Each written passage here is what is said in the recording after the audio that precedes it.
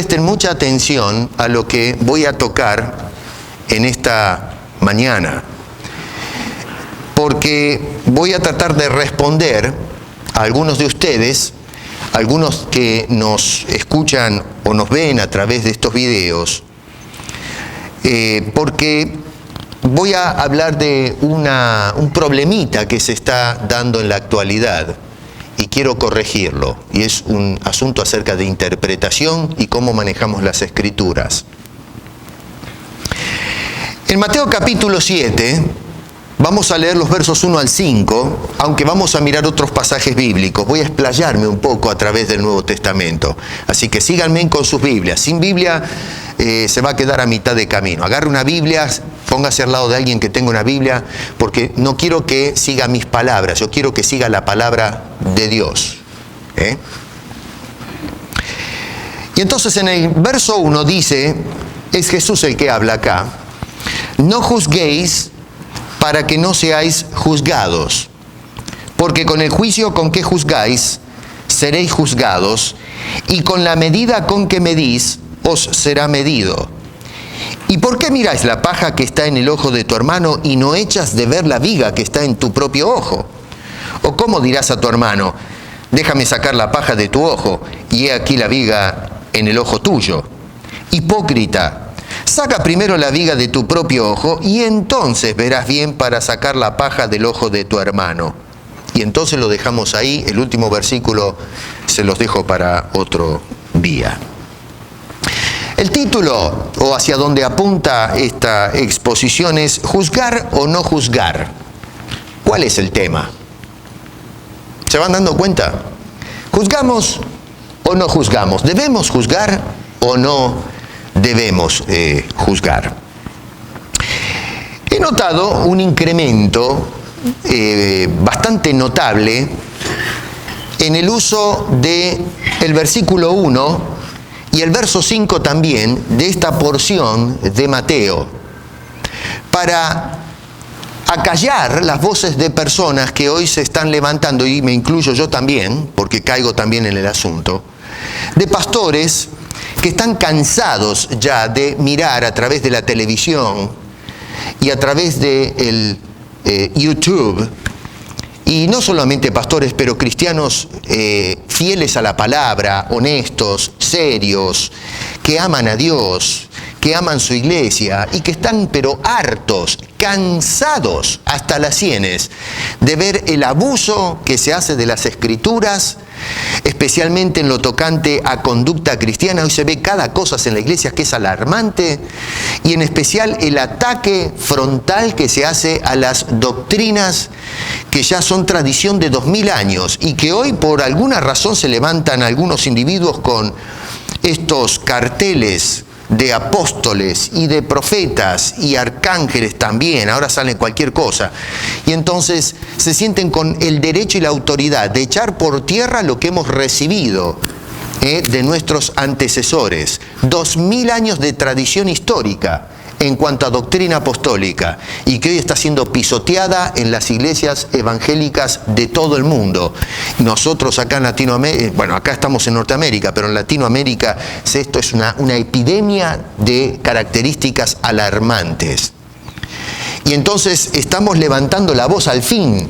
Se está despertando la iglesia, cierto sector, mirando esto que es bochornoso, y comienzan a escucharse las voces de protesta, pero entonces ahora se levanta un ejército de personas que agarran y comienzan a buscar versículos sueltos de la Escritura para tirárselo a este ejército de protestantes, no los términos de la Reforma, sino los que protestan contra este tipo de anomalías, y dicen o tratan de acallar, de apabullarlos, de censurarlos, para que entonces las verdades bíblicas queden ocultas o enterradas bajo lo que se está dando hoy, que es algo terrible.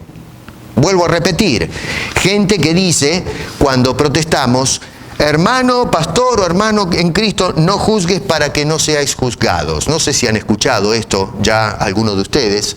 Yo sé que de algunos de ustedes que conversan con otros cristianos de otro orden, les han tirado estos versículos. Es correcto juzgar a otra persona por sus hechos o por su doctrina? Esa es la pregunta. ¿Es o no es correcto llamarle a la atención a una persona que está haciendo disparates con la Biblia o que está caminando en una forma totalmente incorrecta, está haciendo de la vida cristiana un cualquier cosa? Si las multitudes están siendo engañadas desde los púlpitos, ¿tenemos derecho a juzgar al que los engaña o tenemos que callarnos la boca y no decir absolutamente de nada y dejar que continúe este abuso sistemático que se está dando en la iglesia contemporánea? Y puedo darles una lista de nombres que tengo ahora en mi cabeza, pero eso me va a robar tiempo de la exposición bíblica para hablar de hombres nada más. Los nombres, si los quiere, después se los doy, aunque estoy seguro que ustedes los conocen bien. No necesito informarles de los pillos que se han metido dentro de la iglesia, incluso los que nos están escuchando a través de este medio. Jesús, cuando dice en este versículo, no juzguéis para que no seáis juzgados, ¿se está refiriendo a que no hagamos ningún tipo de juicio o se está refiriendo a algo más específico? Cuando agarramos la Biblia y cuando agarramos las palabras de Jesús, ¿las contextualizamos o vamos a arrancar cierta parte, individualizamos ciertas declaraciones para usarlas de manera tal que de alguna forma satisfagan nuestra doctrina falsa, nuestros errores, y de esa manera entonces salirnos con la nuestra, hacer cualquier cosa de la iglesia? Las personas que usan este texto de Mateo que acabamos de leer, inclusive usan también Romanos capítulo 2, verso 1. Pablo dice en Romanos, y después lo voy a explicar un poquito, ese versículo también, pero dice estas palabras: por lo cual eres inexcusable, oh hombre, quien quiera que seas tú que juzgas. Pues en lo que juzgas a otro, te condenas a ti mismo, porque tú que juzgas, haces lo mismo. Y entonces utilizan ese versículo, Mateo 7.1, Romanos 2, versículo 1, para, de alguna forma, como digo, callar las voces de protesta que se están levantando en la actualidad. Y francamente yo pienso, y acá es donde entramos en el meollo del asunto, se utilizan estos versículos para justificar y dar rienda suelta a uno de los pecados más graves que se están cometiendo en la iglesia contemporánea. Subraye bien lo que estoy diciendo. Uno de los pecados más graves que se comete en la iglesia de hoy. Y es el pecado de la herejía. El pecado de la herejía. La iglesia de hoy está promoviendo desde los púlpitos herejía. Ya no estamos hablando de diferencias en algunos puntos doctrinales. Hoy se está predicando doctrinas heréticas desde los púlpitos y desde las escuelas dominicales de las congregaciones. Incluso los seminarios están enseñando herejías. Y es por eso que salen ejércitos de pastores y maestros heréticos que están pasando mala información al resto de los feligreses. El uso que se hace de las escrituras es, pero atroz, es terrible lo que se hace con las santas escrituras. Es cierto, no se puede negar, ¿no?, que Jesús dice ahí en el capítulo 7, verso 1, no juzguéis para que no seáis juzgados. Eso está claro como el agua. Pero si ustedes se toman el tiempito de seguir leyendo más adelante, lo que implica todo el sermón, porque acá no se trata de que Jesús dio un sermón en el capítulo 7, verso 1 al 6. Nosotros leímos los primeros 5 versículos, el 6 otra vez lo estoy dejando porque amerita una explicación que no me alcanza el tiempo ahora. Pero el sermón va desde el capítulo 5 hasta el capítulo 7. Y Jesús acá está, el tema, digamos, central de todo este sermón es los estatutos que rigen el reino de los cielos. Y entonces está dando una serie de subtópicos que apuntan a ese tema. Y el capítulo 7 es parte de ese sermón, no es otro sermón, no son varios sermones en Lucas 5 al 7. Tenemos que mirar todo el sermón de Jesús, donde va tocando ciertos tópicos. Y en este caso, cuando dice ahí en el capítulo 7, versículo 1, no juzguéis, tenemos que mirar que más adelante, en ese mismo sermón, en el contexto, Jesús va a decir en el verso 15 del mismo capítulo, no otro, guardaos de los falsos profetas que vienen a vosotros con vestido de ovejas, pero por dentro son lobos rapaces. Jesús dijo en el verso 1, no juzguéis para no ser juzgados, pero ahora en el verso 15 dice, juzguen a los que predican. Cuídense de los que vienen disfrazados. Si vamos a ser consecuentes con la exégesis que hacen algunos charlatanes que no saben hacer exégesis porque nunca pisaron una escuela ni se preocupan en estudiar, simplemente hablan porque alguien les enseñó a hablar nada más y acusar sin saber, sea pastor, sea creyente, sea quien sea, hablan porque sí nomás, podrían darse cuenta que en este caso, cuando dice no juzguéis, tiene en cuenta que hay un cierto sector que debe ser puesto a juicio, y en este caso dice los falsos profetas. Falsos profetas que van a venir disfrazados, que cuando usted los vea van a aparecer ovejas del redil, pero dice que son lobos disfrazados y que vienen con la intención deliberada de destruir, de devorar, de aplastar al pueblo de Dios. Dice en el versículo 16, por sus frutos los conoceréis. Yo no estoy inventando nada. Fíjense que les estoy delineando la escritura. No saco nada de contexto. Ustedes hagan juicio de lo que estoy diciendo. Deben hacer juicio de lo que estoy diciendo. Dice este señor que entonces debemos juzgar sus obras. Cuando dice, por los frutos los conoceréis, me tengo que sentar y observar a ver cómo se conduce ese individuo. Y si no se conduce como corresponde, y si no predica lo que corresponde, es un falso profeta. Y habiendo hecho ese juicio con discernimiento, dice, guárdense de esas personas, cuidadito. Jesús dice esto. Más adelante, versos 21 y 22, Jesús aclara, no todas las personas que me dicen, Señor, Señor, entrará al reino de los cielos. ¿Pero cómo es esto? ¿Quién va a entrar al reino de los cielos? Jesús dice, el que hace la voluntad de mi Padre que está en los cielos. Bueno, pero algunas personas vienen y dice, verso 22, en aquel día, Señor, Señor, ¿no profetizamos en tu nombre? En tu nombre no echamos fuera demonios y en tu nombre hicimos muchos milagros, y Jesús les dice, no los conozco, apártense de mí, señores, no sé quiénes son. ¿Quiénes son estas personas? Bueno, en el contexto nos dice, verso 15, que son los falsos maestros, falsos profetas. Mira todo el texto. No agarremos versículos sueltos. Nos está diciendo, todo esto está hilvanado, es una idea, es un principio que está presentando Jesús para ponernos al tanto y tengamos cuidado, guardaos. Así que va a haber un contingente de personas que vendrán, dice Jesús, no que ya están, sino que vendrán y dirán, Señor, en tu nombre hicimos un montón de cosas. Y fíjese qué interesante, porque ellos profetizan, echan demonios y luego más adelante dice que hacen milagros, y sin embargo Jesús dice, no hacen la voluntad del Padre. Pero dicen, Señor, Señor. Mencionan a Jesucristo por todas partes. Declaran el señorío de Cristo Jesús. Hacen obras en el nombre de Cristo Jesús. Y Jesús dice, no los conozco. ¿Qué tal? La iglesia está llena de esa gente. La iglesia está llena de estos individuos. Jesús dice en el verso 1, no juzguen. Pero luego en el versículo 15 dice, juzguen.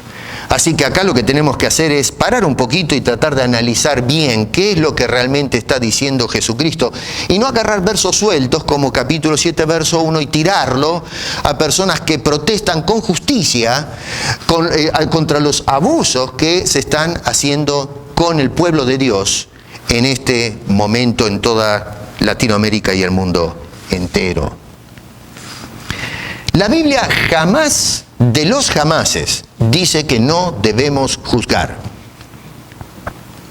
Usted no va a encontrar un solo pasaje donde la Biblia diga que no debemos hacer un juicio contra los precursores y los que continúan la herejía, es decir, los que predican el error dentro de la iglesia. Al contrario, la Biblia nos manda, nos ordena que expongamos y denunciemos con autoridad y convicción el error o la herejía que se predique dentro de la iglesia.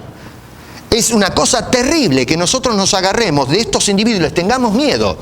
¿No es cierto? Dice, usted hermano no ve que la Biblia dice no juzguéis, y entonces nos callamos porque, bueno, me corrieron, y entonces dejamos que estas personas se hagan dueños de los púlpitos, de la televisión, del YouTube, y nos empapelen, nos llenen con una cantidad de mentiras y tergiversaciones de la santa palabra de Dios, de nuestro trino Dios. Al contrario, la Biblia dice que debemos hablar de estas cosas. Déjeme mostrarle un par de pasajes bíblicos más allá de lo que tenemos acá y volvemos enseguida. Váyase un poquitito a Gálatas y mire lo que dice el apóstol Pablo en el capítulo 5 a los Gálatas, versículos 16 en adelante. Mire cómo se hace exégesis de la Biblia. Pablo acá está hablando de la libertad con la que fuimos libres en Cristo Jesús. Y en el capítulo 5 nos aconseja que tratemos de mantenernos, que seamos firmes, dice verso 1, en la libertad con que Cristo nos hizo libres. Eso es lo que dice en la introducción allí. Fuimos, en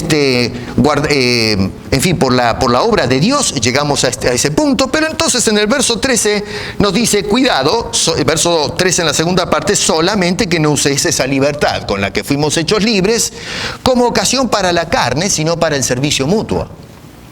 ¿Lo ven? Eso está ahí, miren sus Biblias. En el verso 16 va a extender el tema de la carne. Dice, andad en el Espíritu y no satisfagáis los deseos de la carne, porque el deseo de la carne es contra el Espíritu y el Espíritu es contra la carne. Verso 19 dice, y manifiestas son las obras de la carne. ¿Qué son? Y hace una lista. Noten ustedes que al final del verso 20 va a incluir en esa lista herejías. ¿Lo ven eso? Síganme con sus Biblias. Repito, no es lo que yo digo, es lo que me dice a mí la Escritura en forma contextual, no un versículo suelto. Incluye en la lista herejías. Y luego sigue con otras cosas.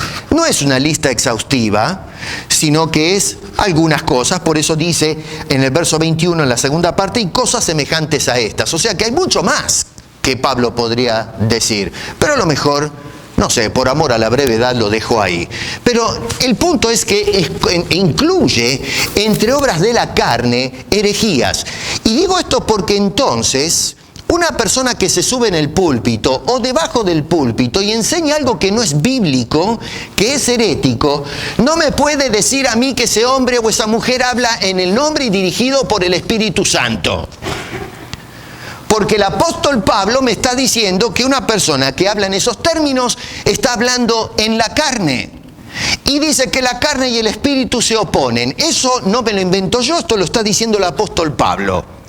Y hay una severísima advertencia por parte de este hombre de Dios a esas personas. Dice entonces, verso 21 para el final, como ya os lo he dicho antes, que los que practican tales cosas no heredarán el reino de Dios. A mí no me importa si la persona dice, yo soy cristiano, yo sirvo a Dios, yo echo demonios y yo hago milagros y un montón de cosas. Pablo me dice a mí que si usted predica herejías, usted no entra al reino de Dios aunque se muera de ganas. Porque usted no está sirviendo a Dios, usted está sirviendo a la carne. Eso es lo que me dice el apóstol Pablo, y no es usted la autoridad, sino la palabra de Dios hablándonos a través de este gran apóstol. Una tradición que hemos recibido por 2000 años, que debemos defender la muerte. Porque es un principio bíblico que Dios inspira en su santa palabra. Cualquiera que venga con una idea diferente no es de Dios, no es un apóstol de Cristo, es un farsante. Y Jesús nos dijo, guardaos de los falsos profetas. Si nos vamos a segunda de Pedro, otro hombre de Dios, nos pone también en advertencia, nos dice segunda de Pedro, segunda de Pedro capítulo 2, tremendo pasaje bíblico. Y este hombre nos dice, verso 1, pero hubo también falsos profetas entre el pueblo. Mira para atrás el Antiguo Testamento, el pueblo de Israel, y ciertamente usted puede cotejar en la línea histórica de la nación que se levantaron falsos profetas. Pero entonces nos advierte, como habrá también entre vosotros falsos maestros, hubo falsos profetas y va a haber falsos maestros.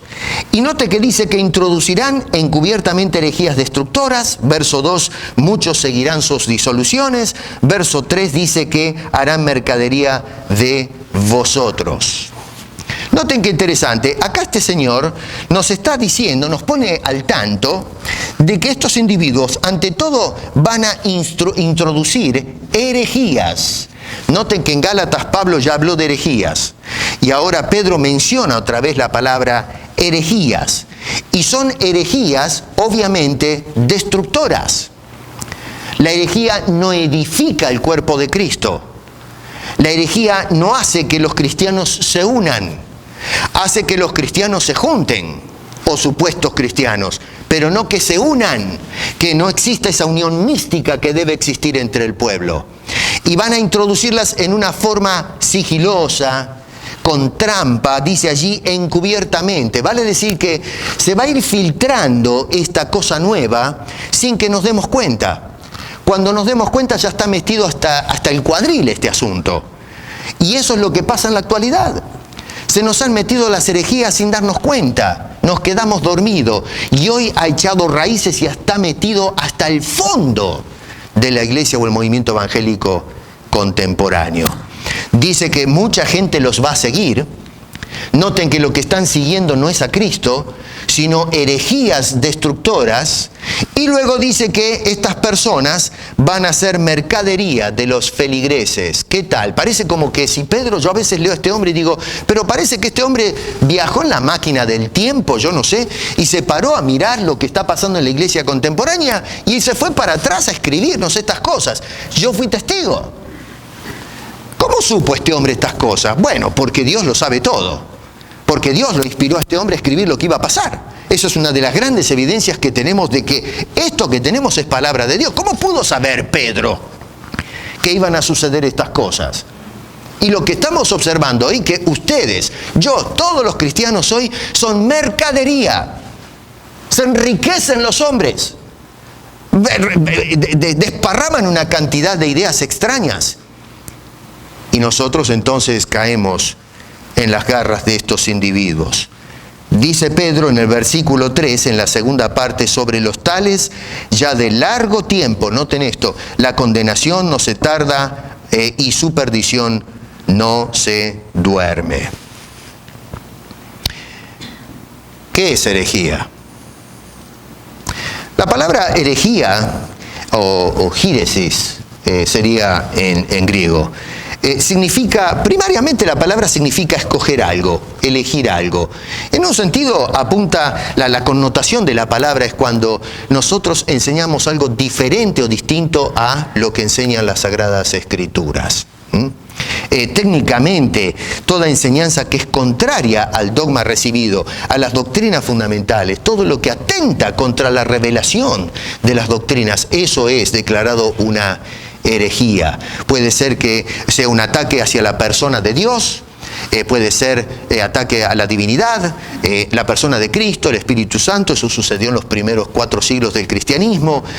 Ataques a la palabra de Dios, como sucede hoy. Ataque a doctrinas fundamentales como la encarnación, la inspiración bíblica. Y luego hoy también ataque a lo que es la eclesiología y lo que es la conducta o la ética cristiana. Es cuando agarramos los principios bíblicos y los retorcemos y los cambiamos para hacer valer nuestras propias opiniones personales. Cuando alguien le hace decir al texto lo que no dice, lo que hace es promover una herejía. Y la Biblia nos advierte que tengamos cuidado con este asunto, con las herejías. Claro, mucha gente se siente ofendido cuando les decimos esto. Se ofenden terriblemente. Bueno, ¿sabe qué? Me importa ni medio.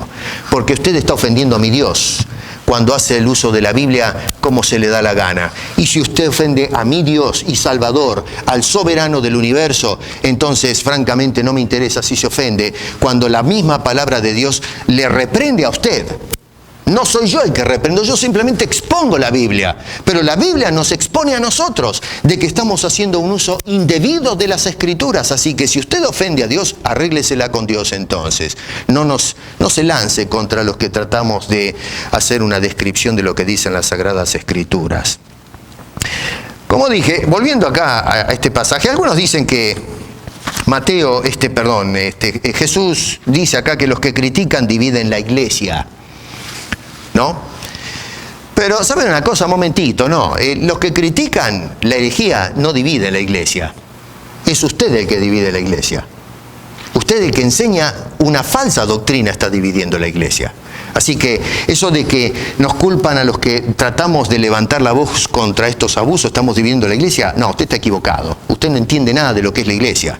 El que divide la iglesia es el que predica herejías, no el que trata de exponerlas. Esos pastores son los que defienden la iglesia, que tratan de mantener la iglesia unida y no desparramada como hacen en la actualidad. El apóstol Pablo, se los leo los pasajes, por ejemplo, voy a usar dos. Primera de Corintios 11:19 dice: porque es preciso que entre vosotros haya disensiones para que se hagan manifiesta entre vosotros los que son aprobados. Corintio era una iglesia desastrosa, era una iglesia de Cristo, pero había muchas divisiones. Había un descontrol en norma de ética, había conductas incorrectas en la iglesia de Corinto, había doctrinas incorrectas, se seguían personas que no se debían seguir, ¿no es cierto? La gente seguía a Pablo, seguía a Pedro, a Apolo, en fin, seguían hombres en lugar de seguir a Cristo. Se construía mal la iglesia, se hicieron mal uso de los dones. Se hablaba de los dones y se usaban los dones, pero no se entendía el objeto de los dones, como sucede en la actualidad. Esto lo he escrito y muchos me han tirado piedras en los videos porque he hablado acerca de los dones y dije lo que dice la Biblia. Nadie me ha podido escribir o refutar con argumentos bíblicos por qué lo que enseño es incorrecto. Simplemente me dicen que no debo juzgar o que es incorrecto. Tráigame la Biblia, no me haga argumentos filosóficos. La Biblia, hoy día estamos usando los dones en una forma antibíblica porque no sabemos lo que son los dones, para qué se dan los dones y qué función cumplen. Pero todo el mundo es experto en temas de neumatología o la forma en que el Espíritu Santo se manifiesta en la iglesia, especialmente en lo tocante a los dones. Bueno, ya en el primer siglo había problemas con una iglesia que no sabía cómo usar los dones. Había problemas de idolatría y, en fin, muchas cosas más que el apóstol Pablo trata de corregir en esa carta. Léanla bien de punta a punta. Y Pablo lo que dice es necesario que haya divisiones, que haya disensiones en la iglesia. ¿Cómo? Hoy día nos acusan de que nosotros dividimos la iglesia, pero Pablo dice es necesario. No que él no fomentaba eso, pero era necesario para que se pueda identificar quiénes son de la iglesia. Dice este hombre, para que se manifiesten entre vosotros los que son aprobados. Eso quiere decir de que hay gente que no es aprobada y que debe ser expuesta, debe ser localizada. Filipenses capítulo 3, verso 2. Guardaos, y miren los términos que usa Pablo. No Piesco, Pablo. Dice, guardaos de los perros. Y así es como describe este hombre a estos individuos. Guardaos de los malos obreros. Guardaos de los mutiladores del cuerpo. Les llama perros. Y es una palabra muy fuerte, ofensiva. Ciertamente esto pega. Pero esa era la idea de Pablo. El perro y el cerdo en la cultura judía eran animales inmundos, despreciables, ceremonialmente inaptos. Y lo que está diciendo es que estos individuos, que son personas inaceptables, que no deben estar en las cosas de Dios, por eso les llama perros. Personas casi, diría yo, por poco malditas.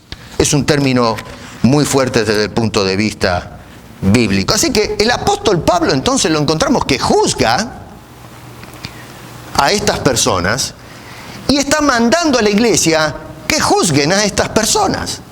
¿Cómo puede ser que alguien venga y diga que no debemos juzgar este tipo de cosas? Claro, los defensores y los falsos maestras y los defensores o apologistas, porque tienen su ejército de apologistas o personas que los defienden a estos canallas que se metieron adentro de la iglesia a hacer desastres, prosperan porque hay una especie de conspiración del silencio. Se ha llenado la iglesia de este tipo de gente. ¿Pero por qué? Porque lo que hacen es tratar de callar a las multitudes que protestan. Y han proliferado por todas partes. Y arrastran multitudes en el error. Pablo dice en el capítulo 16 de Romanos: mas os ruego, hermanos, que os fijéis en los que causan divisiones y tropiezos en contra de la doctrina. Dice que vosotros habéis aprendido y que os apartéis de ellos. Claro, algunos agarran la primera parte del versículo, como suelen hacer, y dicen: hermanos, fíjense en los que causan divisiones, por eso esos que protestan por ahí, apártense de ellos. No, mi querido, así no se usa la Biblia. Termina de mirar todo lo que dice Pablo, no es la primera parte. Pablo no está diciendo que se aparten de los que protestan. Pablo está diciendo: apártense de los que causan divisiones y tropiezos contra la doctrina, contra el legado, la tradición de 2000 años de doctrina que hemos recibido de los santos apóstoles de Dios y que ellos recibieron del mismo y bendito Salvador Jesucristo. Y que vengan hoy unos charlatanes y tiren por tierra esos 2000 años de tradición doctrinal porque dicen que hablan en el nombre de Dios y usan la Biblia en una forma arbitraria. Por favor, apártense de los tales, dice este señor, el apóstol Pablo. Segunda de Tesalonicenses capítulo 3 verso 6. Pero os ordenamos, hermanos, en el nombre de nuestro Señor Jesucristo. Si esto no es capricho del apóstol Pablo, dice: yo les doy esta orden en nombre del Señor de los señores, Jesucristo, que os apartéis de todo hermano que ande desordenadamente y no según la enseñanza que recibisteis de nosotros. ¿De quién? De los santos apóstoles. Esos son nosotros. Todo el equipo, los obreros, el equipo ministerial de Pablo que salían a predicar, y los otros hombres de la fe que predicaban. Apártense en aquellos que los lleven a enseñanzas que no recibieron de nosotros. Juzguen a esas personas y apártense de ellas. Cuando miramos Romanos capítulo 2, les voy a hacer un survey rapidísimo de Romanos 2, que lo usan para atacar, vuelvo a repetir, las personas que protestan contra este movimiento herético dentro de la iglesia. Capítulo 2, verso 1, Romanos, dice, ¿cierto? Por lo cual eres inexcusable, oh hombre, quien quiera que seas tú que juzgas, pues en lo que juzgas a otro te condenas a ti mismo, porque tú que juzgas haces lo mismo. Y entonces cuando protestamos contra este tipo de abusos, dicen: lee Romanos 2.1, ¿qué dice Romanos? Tú, hombre que juzgas, te juzgas a ti mismo. ¿Eso es lo que dice Pablo? No me digas. ¿Así enseñas la Biblia? Primero tenemos que preguntar, cuando dice allí, tú hombre, ¿a qué hombre se refiere el apóstol Pablo? Pablo no está escribiendo a un creyente en ese versículo. Si se toman el tiempo de leer los primeros 3 capítulos de Romanos, que es toda una hilación temática, Pablo hace una denuncia del hombre natural en el capítulo 1. Luego pasa a ser una denuncia del judío que juzgaba a todo el mundo porque pensaban que tenían la ley. Y luego llega un veredicto final en el capítulo 3 diciendo que tanto los hombres sin Cristo como los judíos con la ley, todos están bajo pecado y por lo tanto, capítulo 3, verso 23, destituidos de la gloria de Dios. Ese es el tema de Romanos 1. No puedes agarrar un verso solo y hacer decir a Pablo lo que se te da la gana. Pablo, cuando habla de ese hombre, no está hablando a creyentes. Ese hombre, fíjate en el contexto, verso 18, que se refiere a un hombre que está bajo la ira de Dios. Dice: porque la ira de Dios se revela desde el cielo contra toda impiedad e injusticia de los hombres que detienen con injusticia la verdad. Ese hombre que menciona Pablo en el verso 18 es el hombre del capítulo 2, verso 1. Ese hombre es, verso 21, capítulo 1, el hombre que no glorifica a Dios. Miren su Biblia, verso 23, el hombre que permuta la gloria de Dios para dársela a un ídolo. Verso 25, un hombre que cambió la verdad de Dios por la mentira. Es un hombre, verso 26, que cambió los estilos de vidas normales por estilos anormales y reprobos o desaprobados. Ese es el hombre que está bajo la ira de Dios. A ese hombre le está diciendo Pablo, ¿tú qué juzgas? Porque ese hombre no tiene autoridad, viviendo una vida inmoral, una vida sin Dios, una vida que no tiene en cuenta a Dios, que no respeta a Dios. ¿Cómo se va a levantar a juzgar a la iglesia, a juzgar al hombre de Dios o a cualquier otro hombre? Dice, cuando tú juzgas a ese hombre, te estás juzgando a ti mismo. Así que, mi querido, no me vengas con Romanos 2:1 para acusar o callar la boca de los que protestan la sinvergüenzada que se hacen dentro de la iglesia por el amor de Cristo. Eso es falso, es un uso indebido de la palabra de Dios. Es ponerle en los labios del apóstol Pablo palabras que jamás subieron a su mente y a su corazón, y mucho menos en el corazón de Dios. Podemos seguir la disertación ahí basados en Romanos, pero tengo que seguir. Si ustedes después en casa leen al final de Romanos en el capítulo 16, Pablo dice que debemos juzgar a los predicadores que se llenan el vientre con la predicación. Léanlo en casa, al final, el último capítulo, corroboren eso. Así que Pablo dice que no debemos juzgar, y Pablo es el que está juzgando al final y manda a las personas que juzguen a esas personas que se llenan el vientre predicando el Evangelio. Volviendo a Mateo, capítulo 7, verso 1, los que usan este pasaje, este verso 1, para callar a las voces de protesta, están haciendo exactamente lo mismo que condenan. Porque si tú vas a agarrar, si me vas a decir a mí que yo tengo que cerrar el pico y no debo juzgar, porque con el juicio con que juzgo voy a ser juzgado, dime una cosa, ¿no estás haciendo lo mismo cuando me estás juzgando? ¿No estás haciendo un juicio de mi juicio? Entonces, si realmente lo que tú dices tiene autoridad y peso, te estás tirando el juicio a ti mismo, porque tú me estás juzgando. Y siguiendo tu consejo, entonces, no me deberías juzgar aunque yo haga un mal juicio. Deberías dejar todo juicio a Dios, supuestamente. Pero no, las personas que hacen cualquier barrabasada con la Escritura piensan que tienen un derecho y una autoridad de no sé qué y de quién para juzgar sí ellos. Y le dicen a la gente, ustedes no pueden juzgar, pero yo sí, yo estoy en la posición de juzgarte a ti porque estás haciendo un juicio. Vamos, querido, la palabra cae para todos. Tenemos que ser consecuentes. Cada vez que me haces un juicio, usando este pasaje bíblico, te estás juzgando a ti mismo en tu propia idiosincrasia. Cuando Jesús usó esas palabras en el Sermón del Monte, no era que no se hiciera ningún tipo de juicio, sino tendríamos que abolir las cortes penales. Porque allí es donde hacemos juicios contra los actos de la gente. Así que deberíamos entonces luchar para que se termine. Así como luchamos por la abolición de la esclavitud, deberíamos terminar con la corte penal. Y eso de por sí suena ridículo, francamente. Pero sin embargo, en fin, para ser consecuentes debemos caer en eso. Pero entonces, a Cristo acá no dijo que no hagamos ningún tipo de juicio. Si ustedes se van a Juan capítulo 7, verso 24, el mismo Jesús dijo estas palabras, no juzguéis. Y dicen, amén, ahí está, pastor. ¿Ve que Jesús dijo no juzguéis? No, momento, sigue leyendo, mi querido amigo. Dice, no juzguéis según las apariencias. Ah, bueno, pero no ve, usted juzga según las apariencias. No, momento, querido, todavía sigue Jesús. Termina toda la frase. Dice, no juzguéis según las apariencias, sino juzgad.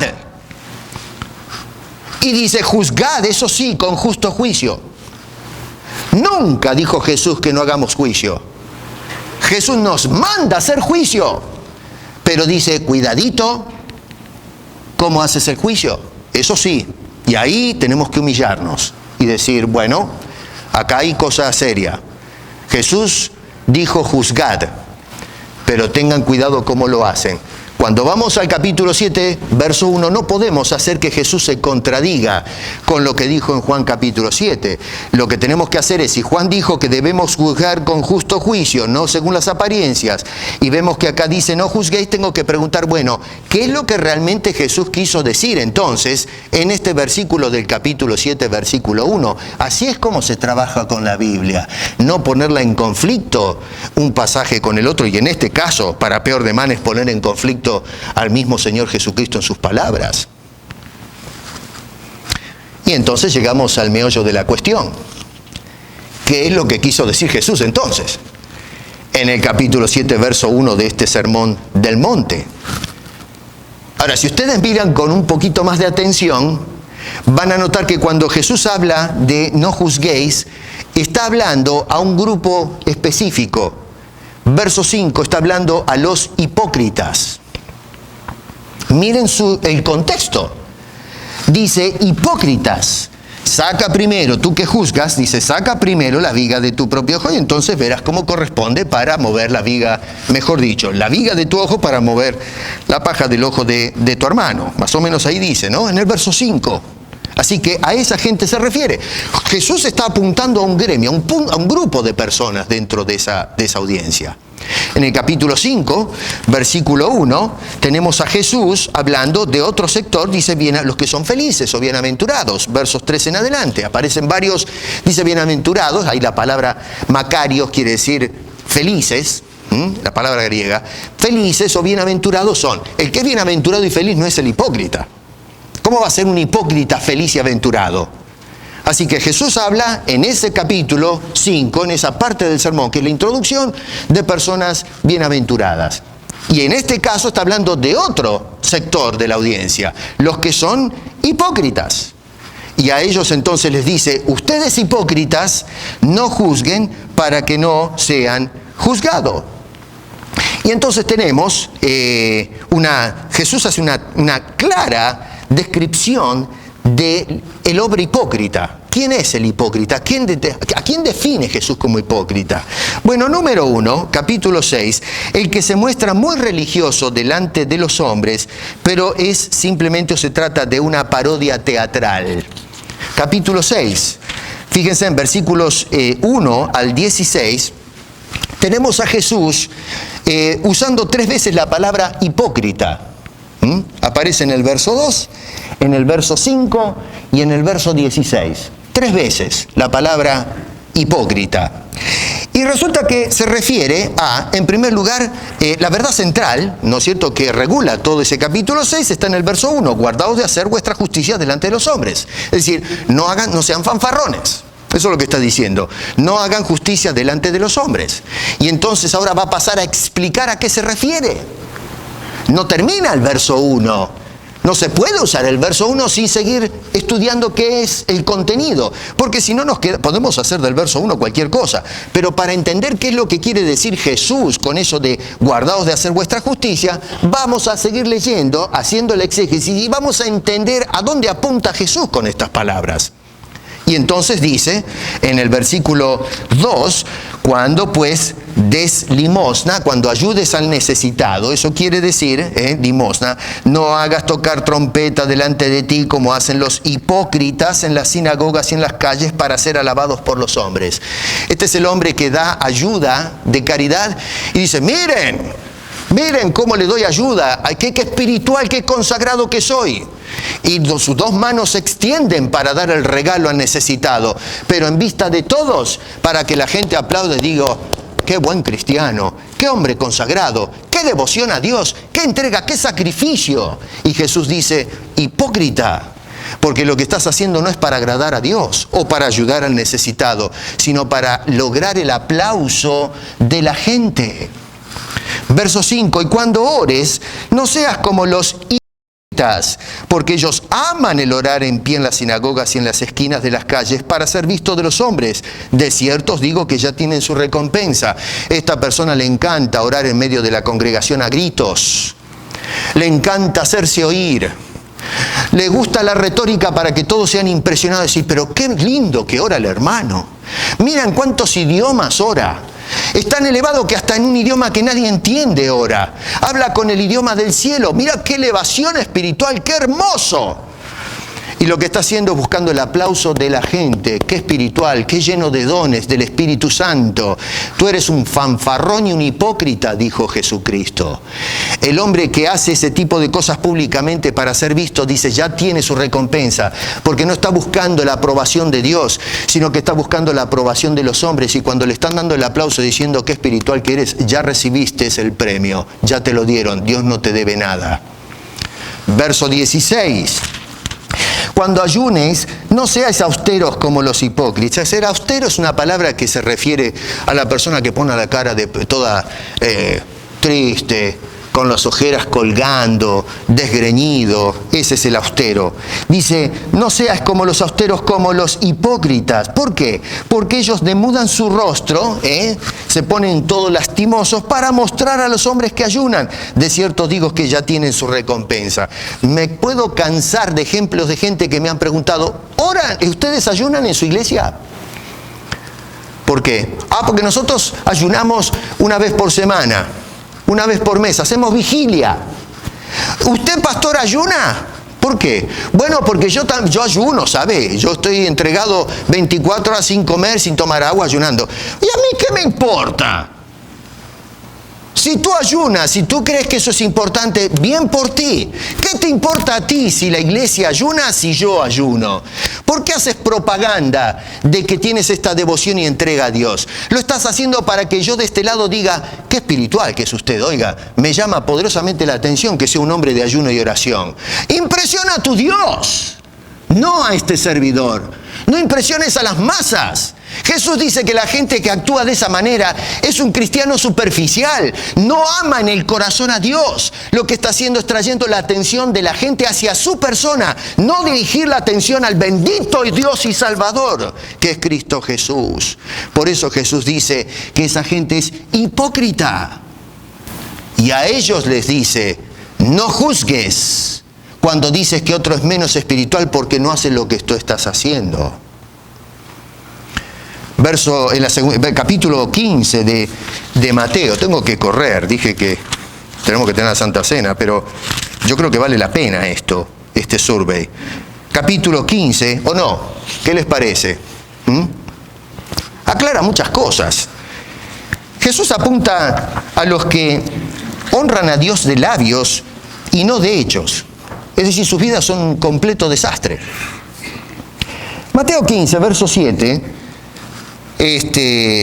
Algunos juzgaban a los discípulos, ¿no es cierto? Después en casa lea todo el contexto. Y entonces le pasaban juicio a los discípulos, que eran los escribas y fariseos. Y Jesús entonces lo agarra y les dice, verso 7, hipócritas. Dice, bien profetizó de vosotros Isaías. ¿Y qué pasó en los tiempos de Isaías? El pueblo de Israel en Isaías, lea los primeros capítulos de Isaías, donde hay una tremenda reprensión. El pueblo presentaba sacrificios, ofrendas, adoraban a Dios y Dios dijo, ya estoy harto de vuestras ofrendas, porque este pueblo me honra de boca, pero no en el corazón.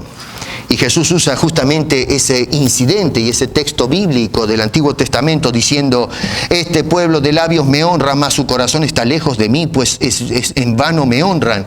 Y escucha esto, qué interesante, enseñando como doctrinas mandamientos de hombres. Miren cómo toca otra vez la enseñanza.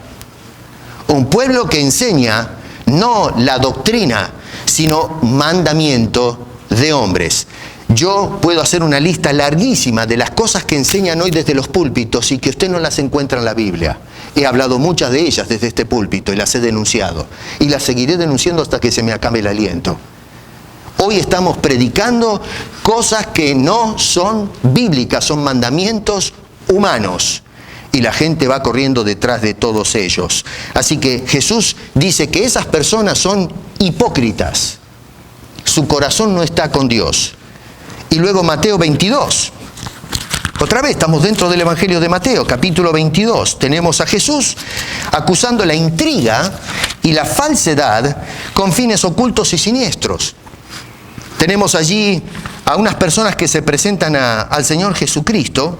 Verso 15, fueron los fariseos consultaron cómo, escuchen, cómo sorprenderle en alguna palabra. Y luego se nos relata todo el incidente. Y le dice, mira la salamería de estos señores. Se acercan a Jesús y dice, verso dice, Maestro, sabemos que eres amante de la verdad y que enseñas con verdad el camino de Dios y que no tienes cuidado de nadie, porque no miras la apariencia de los hombres. Y claro, uno escucha eso y dice, amén, estas palabras son ciertas. Pero Jesús agarra la onda y les dice en el verso 17, hipócritas, ¿por qué me tentáis? ¿Por qué Jesús, si estaban diciendo una gran verdad en el verso 16, por qué Jesús les dice, ustedes son hipócritas? Bueno, porque las intenciones de ellos eran totalmente distintas a lo que decían con la boca. Ellos se habían reunido y venían a Jesús a decirle toda esta salamería con intrigas para destruirlo, para entregarlo. Hoy se hace exactamente lo mismo. ¿Cuánta gente me ha venido a dar una palmada? Qué buen predicador que es usted, pastor. ¿Qué exégesis que tiene? Le puedo hacer lista de personas y después están diciendo cualquier barbaridad por ahí. Y francamente no me interesa. Cristo es mi abogado. Yo no voy a tratar de vindicarme porque ese no es mi problema. Simplemente presento el ejemplo y me aseguro que con ustedes lo hicieron también. Y lo van a hacer que no les quepa la menor duda. Y ya veo que este video cuando lo cuelguen se van a tirar encima y le van a decir todo, ya me la veo venir. Pero bueno, hipócritas. Yo no digo esto. Jesús lo está diciendo. Así que saque sus conclusiones. Ahora, volviendo acá, y ya con esto vamos a ir atando los cabos.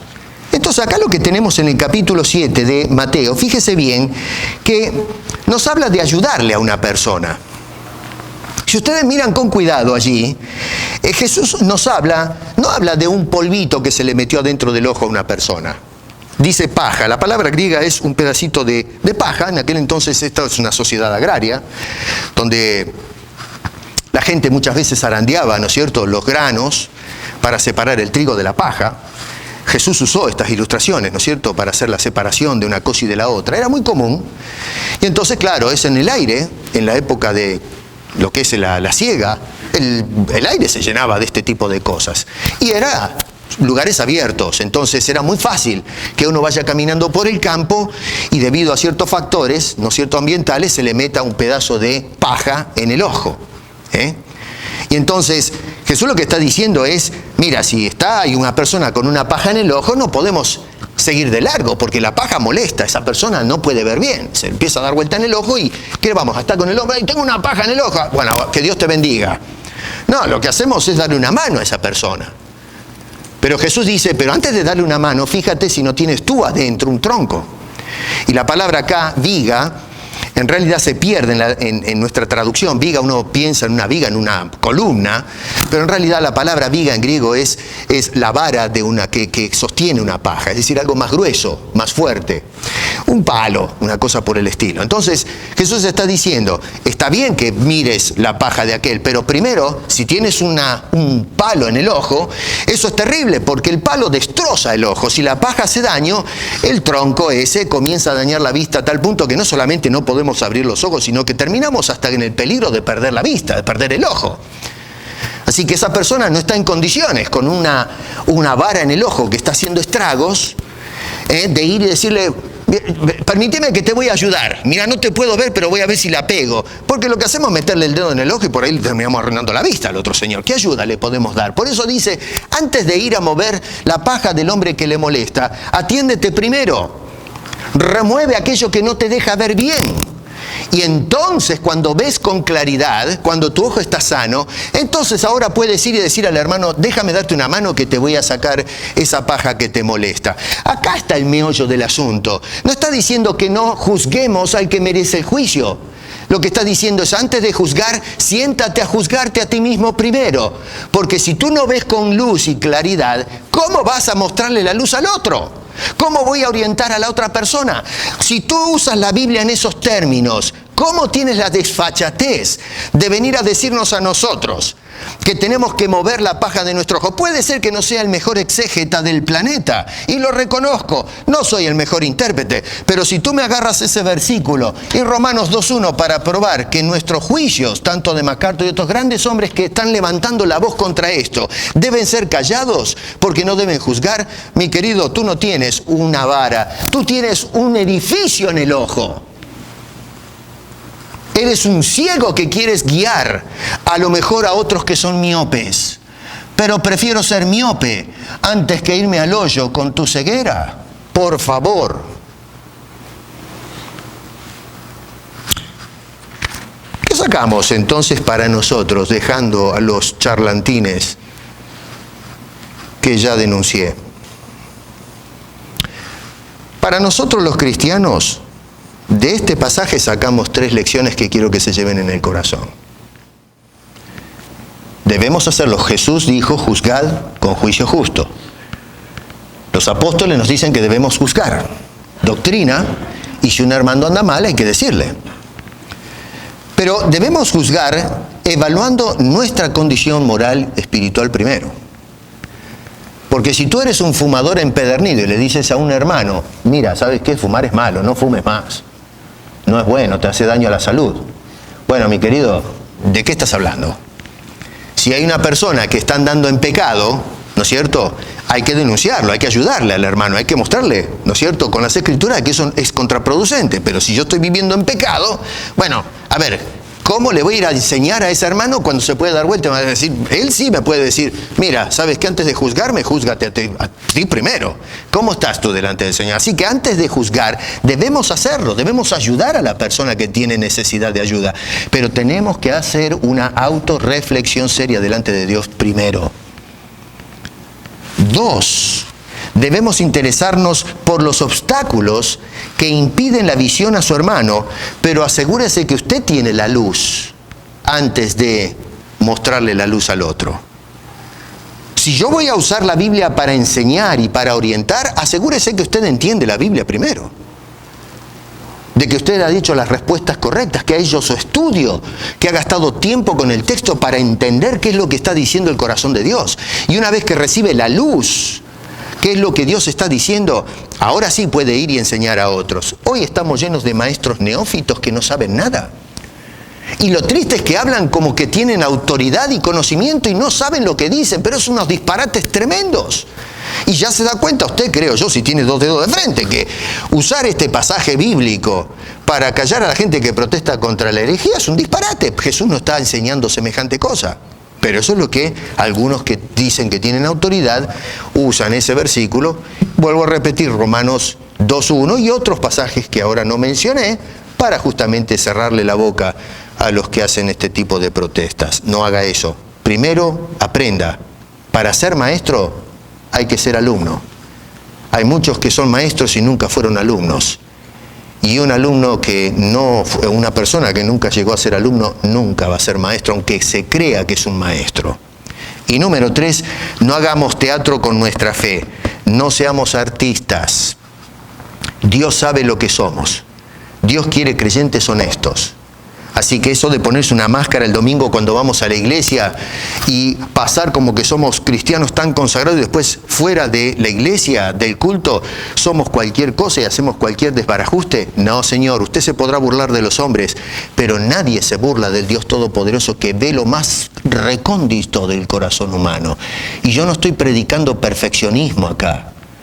Lo que estoy predicando es honestidad, ser sinceros con Dios. No hay peor cosa que una persona se presente delante de Dios como aquel fariseo que decía, un hipócrita, Señor, te doy gracias porque yo soy un fenómeno, doy mis diezmos, en fin, hago todo lo que la ley pide y no soy como aquel individuo que está allá hablando de un publicano, un hombre que se golpeaba el pecho y decía, Señor, sé propicio a mí.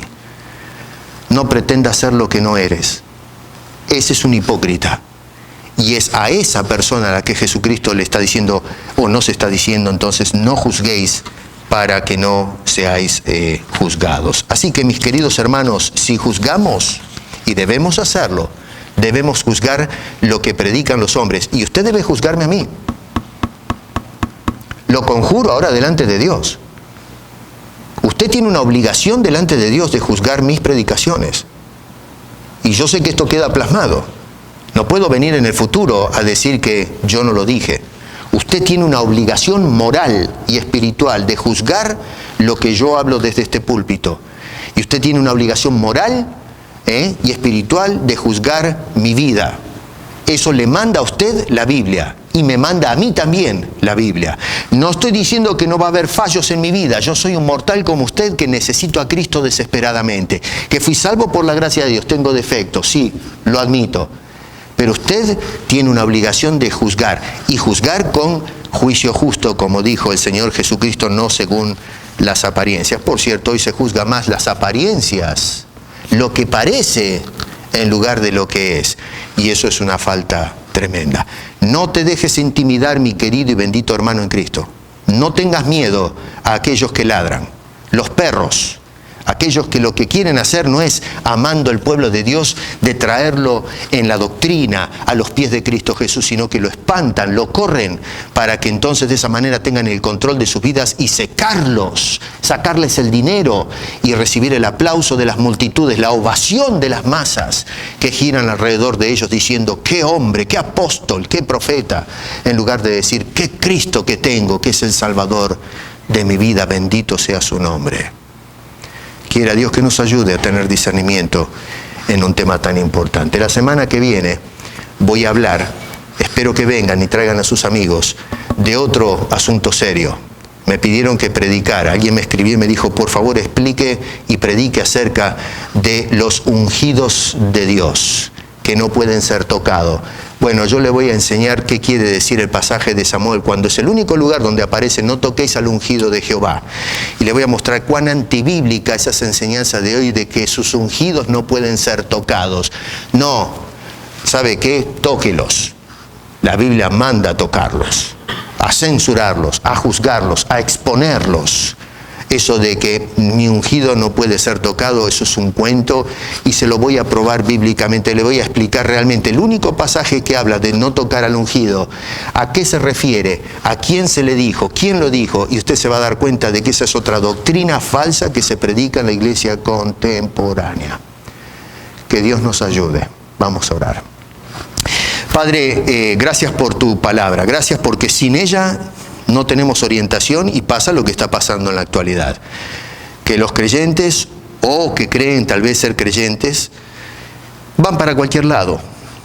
Incluso usan versículos desconectados, hacen aislación de ciertos pasajes, los quitan del contexto y los usan en una forma arbitraria, hacen esgrimas con esos versículos para, de alguna manera, parar la ola de protesta de tus pueblos, tus siervos por todas partes que elevan la voz, Señor. No soy yo, sino muchos hombres y mujeres, desde los púlpitos, desde los seminarios, en las congregaciones, en esta congregación, que luchan y protestan contra la mentira, el fraude y la herejía. Señor, júzganos tú primero.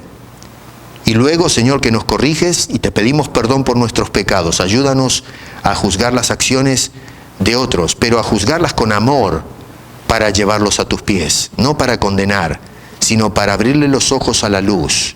Pero ayúdanos, Señor, quita lo que nos hace ciegos, para que veamos bien y podamos remover los obstáculos en la vista de otros. Porque te lo pedimos en el nombre de Cristo Jesús. Amén.